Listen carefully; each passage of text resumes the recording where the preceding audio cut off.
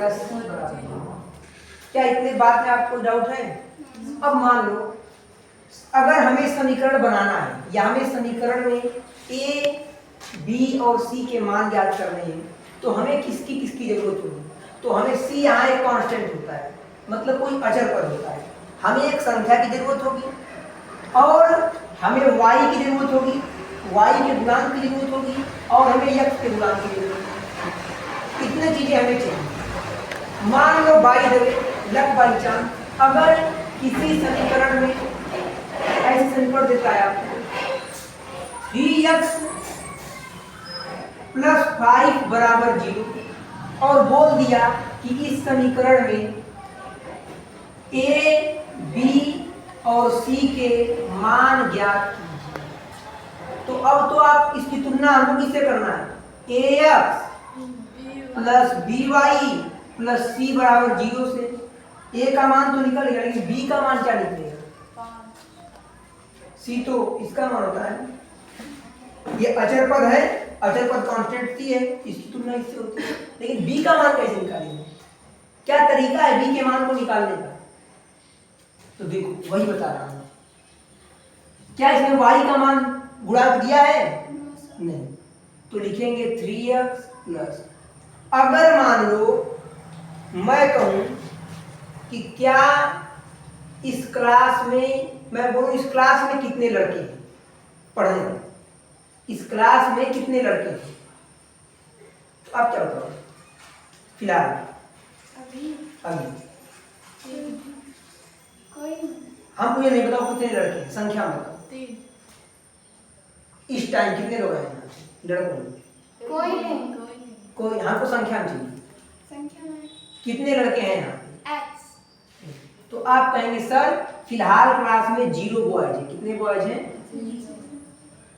0 लड़के हैं, यही कहोगे ना? हाँ, क्योंकि जो चीज नहीं होती है, जो चीज वर्तमान में नहीं होती है उसे हम शून्य मानते हैं। क्या मानते हैं? शून्य। मैं पूछूं अभी कितने लड़के हैं? सर 0 लड़के हैं। मैं पूछूं इस क्लास में ऐसे कितने लोग हैं जो किन्नर हैं? आप क्या बताओगे? 0 है ही नहीं। तो वो चीजें वैसे ही बेटा, जो मान नहीं दिया होता है उसको 0 मानते हैं। क्या मानते हैं? 0। तो क्या y का मान दिया है तो हम इसको 0y मान सकते हैं, क्योंकि y का मान दिया ही नहीं है। और अगर 0 का y में गुणा करते, आपने कहा 0 बॉयज है, क्या है? 0 बॉयज।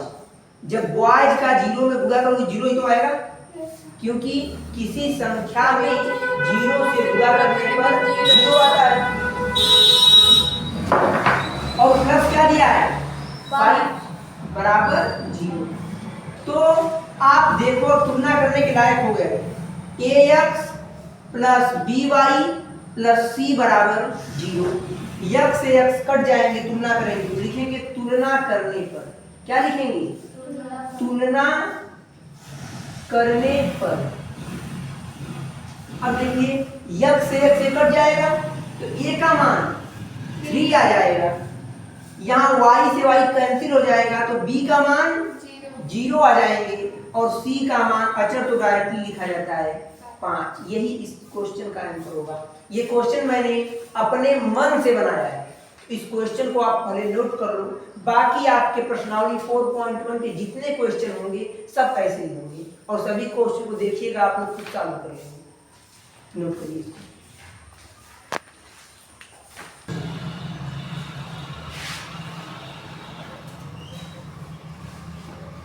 एक बार क्वेश्चन को ध्यान से पढ़ो।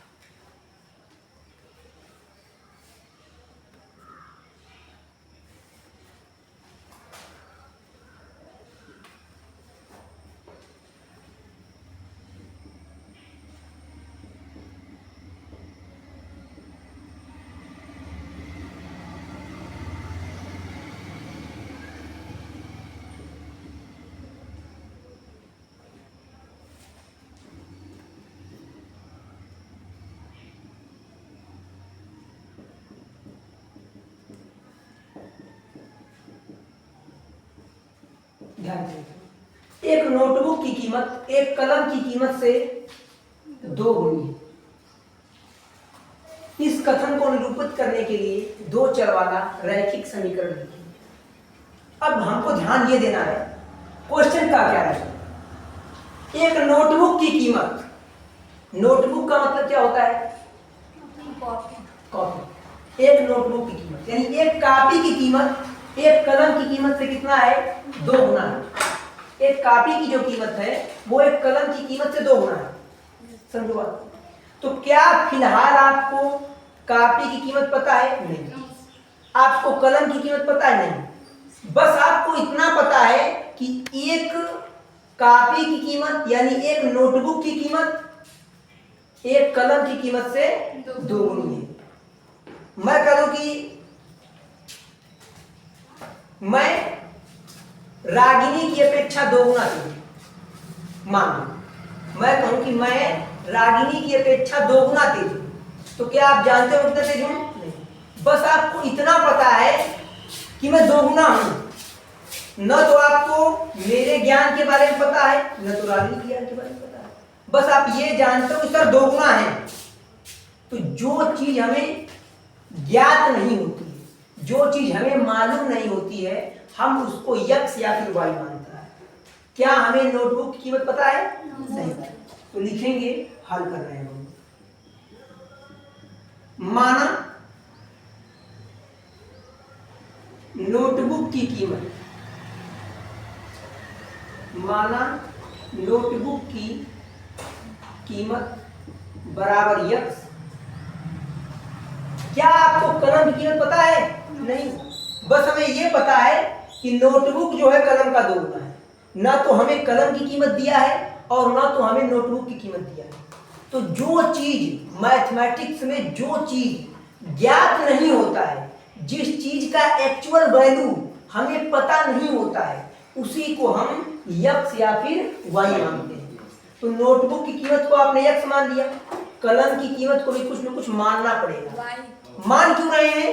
क्योंकि हमें कलम की एक्चुअल वैल्यू पता नहीं है। तो लिखेंगे माना नोटबुक की कीमत बराबर यक्स तथा कलम की कीमत बराबर वाई। अब अगला स्टेप समझने की बात है। बोल रहा है एक नोटबुक की कीमत, नोटबुक की कीमत यानी यक्स, कलम की कीमत की 2 गुनी है। एक नोटबुक की कीमत कलम की कीमत की 2 गुनी है। तो 2 गुना कौन? नोटबुक ना। एक नोटबुक की कीमत, एक नोटबुक की कीमत, एक नोटबुक की कीमत कलम की कीमत की 2 गुनी है, मतलब 2 गुना नोटबुक है। अब बात को समझना है। जैसे अगर मैं एक एग्जांपल आपके सामने लेता हूं, मान लीजिए और इधर से मान लो मैं कहूं कि ये जो है, ठीक है, ये रागिनी से 2 गुना तेज है। फिलहाल मैं कह रहा हूं कि विशाल रागिनी की अपेक्षा 2 गुना तेज है। कितना तेज है? 2 गुना। अगर मैं चाहता हूं कि ये दोनों बराबर हो जाए, मतलब ये दोनों एकदम सेम तेज हो जाए, तो मुझे क्या करना पड़ेगा? इसको 2 गुना ज्यादा बढ़ाना पड़ेगा। 2 गुना ये ज्यादा है, अगर हम इसको 2 गुना बढ़ा दें तो समीकरण क्या हो जाएगा? बराबर हो जाएगा। बस बैठ जाइए, सेम यही काम करना है।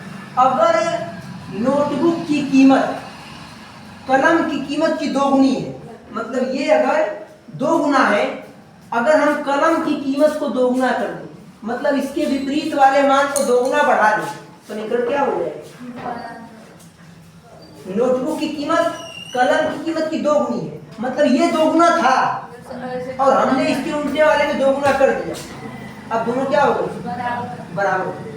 तो x बराबर 2 गुणे y का मान क्या होगा? 2y। यही आंसर होगा।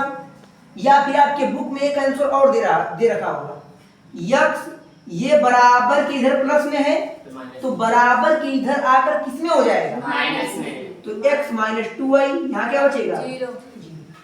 ये दोनों आंसर आपकी बुक में दे रखी होंगी, आप बुक में चेक कर सकते हैं। नोट कर लीजिए, आप नोट कर लीजिए। निम्नलिखित, ये प्रश्नावली 4.1 का दूसरा क्वेश्चन।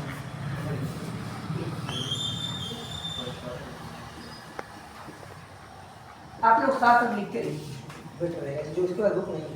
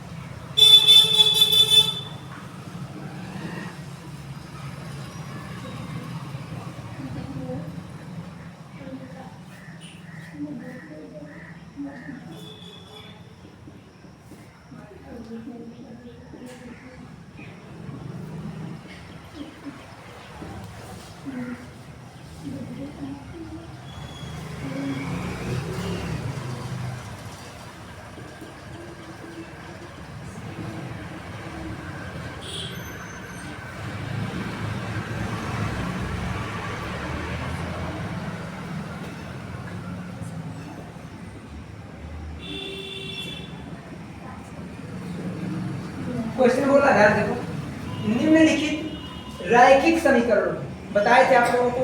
रैखिक समीकरण एक ऐसा समीकरण होता है जिसकी अधिकतम घात एक बताए थे ना। निम्नलिखित रैखिक समीकरणों को ax + by + c = 0 के रूप में व्यक्त कीजिए और प्रत्येक स्थिति में a, b और c के मान बताइए। पहला क्वेश्चन दूसरा का पहला क्वेश्चन क्या दिया है? पहला क्वेश्चन दिया है बेटा 2x + 3y = 9.35। तो 2x + 3y, अभी ये ax + by + c = 0 से तुलना करने के योग्य नहीं है, तो हम इन्हें तुलना करने के योग्य बनाएंगे। ये इधर प्लस में है, इधर क्या हो जाएगा? ये माइनस हो जाएगा, इक्वल टू यहाँ क्या बचेगा? 0। अब आप तुलना करके देख लीजिए, ax + by + c = 0, then a = 2, b = 3 and c = 9.35। ये आपके पहला क्वेश्चन नोट करिए।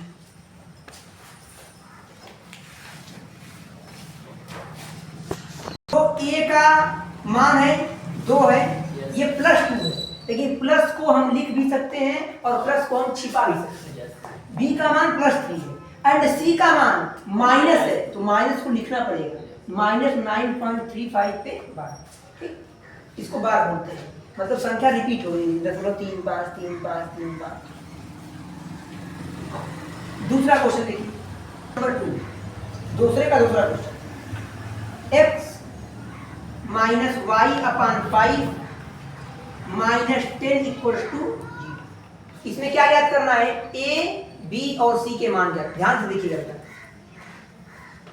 x के गुणांक में कुछ लिखा है? अगर किसी के गुणांक में कुछ नहीं लिखा है तो क्या मानते हैं? तो ये x, ये माइनस, ये y/5 है, y के गुणांक में कुछ लिखा है तो एक लिख सकते हैं यहाँ पे। Yes sir. तो इसको हम 1/5 y कैसे कर सकते हैं कि यस सर। क्योंकि किसी के गुणांक में कुछ नहीं दिया है, एक हम मान सकते हैं। ध्यान देना है, -10 = 0। प्लस हो गया, माइनस ठीक, माइनस हो गया, प्लस हो गया। जैसे ये क्वेश्चन दिया है, क्वेश्चन में माइनस दिया है, तो क्वेश्चन से नोट कर लेंगे। अब तुलना करिए, ax + by + c = 0। x से x cancel out, a = 1, y से y cancel out, y b = नहीं 1/5, लेकिन b के सामने क्या दिया है? माइनस, तो माइनस लग जाएंगे, यस सर। क्योंकि यहाँ प्लस है, प्लस को आप लिख भी सकते हो, प्लस को आप छिपा भी सकते हो, लेकिन माइनस को लिखना बहुत जरूरी है। And c = -10, is correct answer of this question. Note करिए।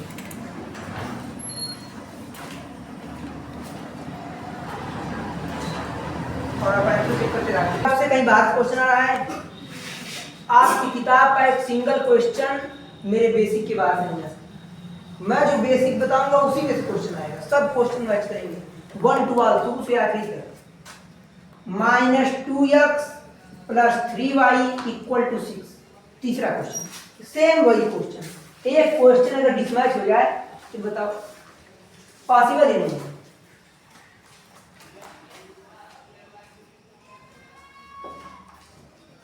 ध्यान से देखो, -2x + 3y = 6। हमें ए बी सी के मान निकालने हैं, तो तुलना किससे करनी होगी? ax + by + c = 0 से। क्या अभी ये तुलना करने के योग्य है? नहीं, अभी ये तुलना करने के योग्य नहीं है। तो -2x + 3y इधर +6 है, तो बराबर इधर क्या हो जाएगा? -6 = 0। ध्यान से देखिए, अब तुलना कीजिए ax + by + c = 0। x से x cancel out, a = -2, b = 3 and c = -6। then we note down -6। कोई दिक्कत? नोट कर लीजिए, जल्दी नोट करिए, आगे चलिए।